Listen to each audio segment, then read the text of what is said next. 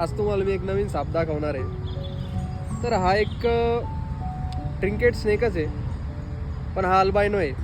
याच्यामध्ये जे पिगमेंट्स असतात, मेलानिन असतं, ते ॲबसेंट असतं.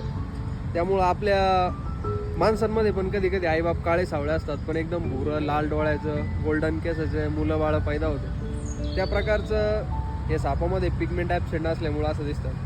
हा जरी सुंदर दिसला तरी पण याच्यामध्ये एक प्रॉब्लेम होतो की याला लपता नाही येत. जसं बाकी साप हिरव्या असतात तर गवतात मिक्स होऊन जातात, ब्राउनिश असले तर लाकडात मिक्स होऊन जातात, तसं हा मिक्स नाही होत आणि त्यामुळं याचा खूप लवकर शिकार होऊन जातो मुंगूस किंवा अन्य पक्षीकडून. तर असा सुंदर असा साप आहे.